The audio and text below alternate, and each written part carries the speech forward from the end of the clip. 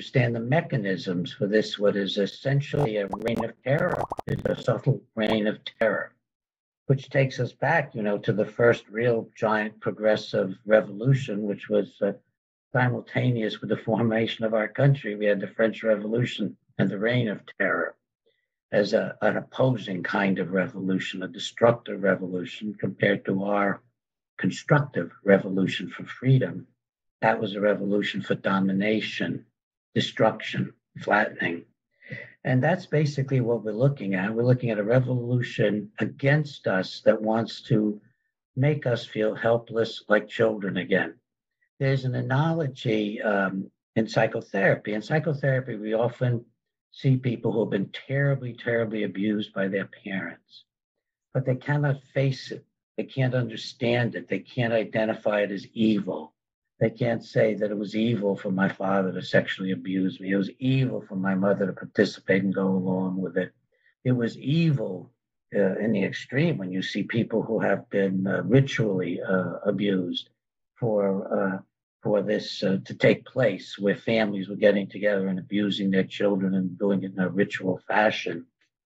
And for the outsider, often it's impossible to even believe this takes place because we human beings, we just can't bear to look at evil. We can't bear to think that there are people out to harm us and manipulate us. We can't bear to think there are people different from us, people who actually take pleasure from injury and domination, literally pleasure from it, the way we might from a hug. Well, I'm not actually comparing them, but from the pleasures we would take, which are peaceful and loving. So I want to identify first, who are these people? Who's doing this to us? It's time to face it and to get rid of the idea that this is chance, or this is crazy, or this is bizarre, or this makes no sense. How does it make sense that they're absolutely ignoring the fact that in America now we have over 13,000 reports of death from to the CDC from the vaccine, and no one is investigating it. No one's doing anything. And in the years before this, if all the vaccines together had 200 deaths, it would be a catastrophe. And if one vaccine had more than 20 or 30, and certainly over 100, it would be a catastrophe. And now we have a vaccine that has more deaths than all the other vaccines ever put together. So how can we ignore that? And then on the other hand, we get all these huge numbers of deaths from COVID, and they're falsified in many ways. I'm sure you've discussed on air and in your book. So we're looking at this situation, and is that crazy? Well, no, that makes perfect sense if you're trying to intimidate and overwhelm a population.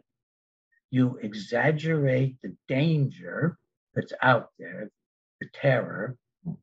You take a flu-like illness that is safer than the flu in terms of how it spares children and young adults and attacks people on average my age. I'm 85. That's kind of the average of the age of the deaths of people, killing people who are already past their predicted lifespan. So you take this relatively benign epidemic, if we want to even call it that, and make it into the horror show by exaggerating everything. And then if you think, well, what is their goal? What are they really getting out of this? They don't want any early treatments at all. So they're trying to make it rational for folks. What's their goal if they don't want early treatments? Why would they suppress early treatments? We have ivermectin, we have hydroxychloroquine. It's somewhat complicated, but easy for an experienced physician or nurse practitioner, or even a layperson who's educated, mostly a good physician or practitioner of some sort, who could treat people and save millions of people, if there are millions, and certainly save thousands and hundreds of thousands with simple treatment. Why would you stop that? Well, you're already exaggerating the deaths, and you're already minimizing the harm caused by the vaccine. So could this be, at the start, all about the vaccines? And The way I'd put it is that the,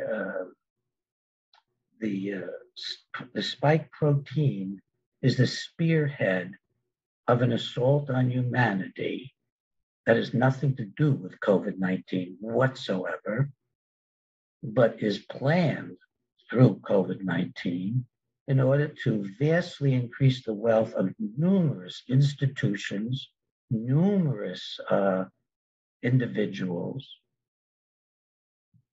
of many, many different stripes, but many of them, unfortunately, originating from America, who are working in collaboration with the Chinese Communist Party, as the book demonstrates painfully accurately, to increase this vast exploitation of the world.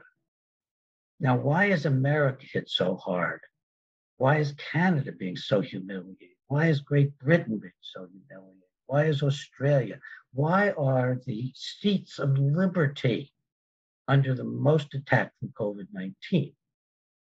Well, the Chinese have been sinking their teeth into us for a long, long time because we are the seat of liberty. And Israel, too, of course, is an ally. We are the seat of liberty in this world. We are the only country that was formed on the basis not of making its citizens helpless and under the monarchy or totalitarian powers, but to liberate people. Government was there to enforce the protection of people's liberties as a primary purpose. It's in the Declaration of Independence, which is like a preamble to the Constitution. So it all begins to make sense. Now, why are people in Africa doing better? And India now has gotten out of a big jam using ivermectin. Well, because the forces are most locked into those of us who are now free, and they're aiming to destroy us. Now, this is terrifying, folks, but it shouldn't make you anxious, afraid, guilty, ashamed, helpless. It should arouse you to look with reason at what in the world is happening in the world. Now, I can track for you exactly how this evolved in recent times. It has an ancient history. I mean, since Caesar and Genghis Khan and African tribes that dominated Africa, and the Inca Empire that dominated much of America when the Spanish got here. There's always been this tendency to keep people enthralled. And once we got into villages and cities, not when we were hunter-gatherers, couldn't be done. You're independent people, independent families, hunting and gathering. But once we got together, we're very vulnerable to having somebody become a chief and take over. Very vulnerable to that. And we often invited it as we do now. So what's happening to us now, another important point, is not new and unexpected and never heard of. It is how humanity has always lived, in thraldom, since we've been in large groups.